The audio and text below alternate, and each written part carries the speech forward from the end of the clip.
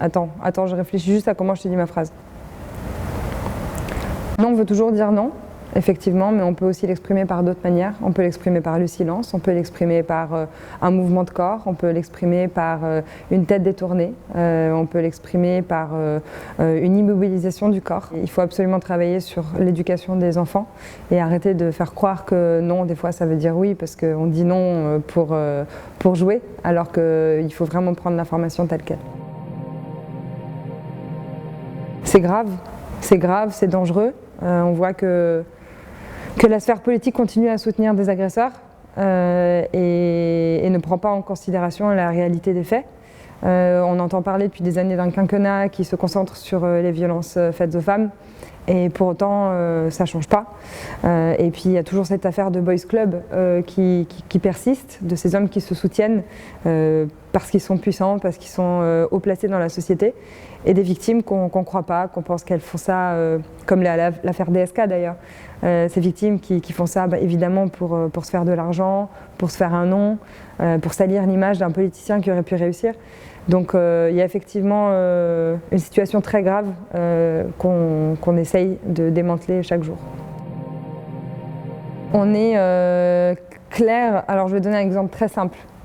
On parle des Français dans le monde entier disant qu'ils adorent le fromage et les baguettes. Mais pas tous les Français.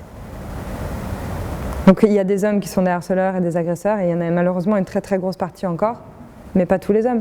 On le sait. Sauf que continuer à répéter constamment que pas tous les hommes, c'est continuer à enjoliver le fait qu'il y ait des hommes normaux. Nous aujourd'hui on veut pointer du doigt les hommes qui ne sont pas OK dans cette société. Et elle est là toute la différence. Et quand des hommes autour de nous viennent se plaindre pour nous dire oui mais moi je suis pas comme ça, mais tous les hommes sont pas comme ça, on le sait, mais c'est pas à toi qu'on s'adresse. Et au lieu de venir, au lieu d'avoir ce comportement de remise en question, je me reconnais pas dans le combat, je suis pas un mec comme ça, etc. Le rôle de ces hommes-là, c'est d'éduquer leurs potes. C'est quand ils voient un homme de leur entourage avoir un comportement pas OK, c'est de le remettre à sa place, de lui expliquer que ce comportement n'est pas OK, et du coup d'accompagner toute cette transition vers une société plus libre. En réunion, partir du principe que les hommes vont parler plus fort, ils existent plus, et qu'une femme qui va essayer de prendre la parole, on ne lui donne pas forcément. Utiliser des phrases sexistes comme, alors bon, de façon très vraiment burlesque, femme au volant, mort au tournant, mais aussi utiliser des phrases comme « Ah, t'as mis un joli décolleté aujourd'hui, c'est pour réussir ta signature client » ou « Ah, fais pas ta blonde ». On peut aussi parler d'homophobie. Souvent, on va dire « Ah non, mais moi je suis pas une tapette hein. ». Et ça, c'est vraiment pas une pizza de PD. Tout ça, en fait, c'est des réflexes misogynes, homophobes, des fois même racistes. Quand on dit ça, c'est un travail d'arabe, ou alors tête de turc. En fait, il y a tellement d'expressions qui existent aujourd'hui qui sont finalement discriminantes. Il faut revoir tout ça. Et donc les biais misogynes et sexistes, ils font partie de notre langue française, mais ils font partie aussi de notre culture. Il suffit qu'on ait grandi dans une famille où la maman a passé toute sa vie à s'occuper de sa famille et l'homme a ramené à manger, il rentrait le soir et il mettait les jambes sous la table. C'est normal que les enfants grandissent avec le fait que c'est un schéma normal pour eux. Mais parce qu'on vit dans un pays misogyne. On est en France, c'est un pays misogyne. C'est un pays dangereux pour les femmes. Pour avoir vécu à l'étranger, et pas très loin, hein, de l'autre côté de la frontière à Berlin, j'ai passé 3 ans à me balader dans l'espace public, dans des tenues plus ou moins habillées ou déshabillées. Je n'ai jamais subi de harcèlement, de sifflement, d'agression, j'ai jamais été suivie, c'est jamais rien passé. Pourquoi ? Pourquoi dès que je rentre en France, ça arrive en moins de 2 heures ? Des regards lubriques, comme si on était un kebab, des remarques constantes sur notre physique ou notre tenue alors qu'on n'a rien demandé, des réflexions sexistes, se faire suivre le soir. Moi j'ai installé une application partagée avec mes parents, mon copain et mes meilleurs amis, où on se suit 24 heures sur 24. Il y a le niveau de batterie dessus, la localisation précise, la vitesse à laquelle on se déplace. C'est grave d'en être arrivé dans une vie aujourd'hui où on est obligé de se surveiller les uns et les autres, les unes et les autres, pour savoir si on rentre en vie, si tout va bien. Là où ça continue à poser problème, c'est au-delà de 40-50 ans. C'est des personnes qui ne veulent pas se changer leur mentalité. C'est des personnes qui ne veulent pas lâcher leur confort. Et on le voit dans la politique. Premier ministre.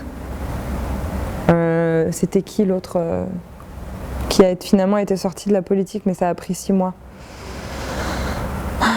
Celui qui est en situation de handicap. Damien Abad. Ça a pris combien de temps?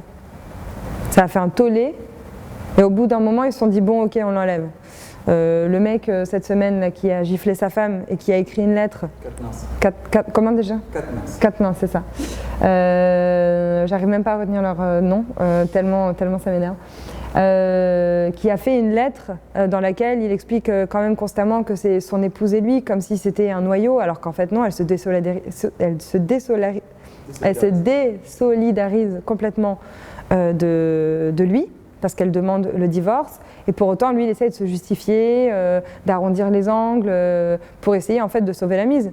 Et il se dit bon, je vais démissionner, parce que du coup comme ça moi je montre quand même que j'essaie de changer les choses. Mais ça n'apporte rien. Tu es en colère? Je suis en colère. Je suis en colère parce que je fais partie de ces personnes qui ont vécu des violences sexistes et sexuelles, des viols, des violences, du harcèlement, et que je suis encore plus en colère parce que pendant 3 ans, j'ai vécu dans un pays où j'ai pu être libre. En fait, j'ai pu être dans une vie normale, dans ce que n'importe quelle personne sur Terre mérite. Et je suis rentrée dans le pays dans lequel j'ai grandi pour faire en sorte que les choses avancent. Et je me rends compte que le chemin, il est quand même encore... C'est l'Himalaya, quoi. On voit hein, le bout. Il fait beau, je vois la pointe de l'Himalaya. Mais pour monter, il y a toujours quelqu'un en haut qui nous lance des cailloux, des rochers qui nous roulent dessus. Donc on doit passer notre temps à esquiver, puis on recule, puis on remonte, puis il y a encore des rochers qui arrivent. Donc on a envie d'y croire, on a envie d'y aller, mais pour ça on a besoin d'une cohésion globale. Donc il faut que tout le monde s'investisse dans ce combat. À rester politiquement correct. Et là, tu te sens comment, de toute façon? Là, je suis en colère un peu, hein. Je suis un peu rouge, non? Mais je suis triste.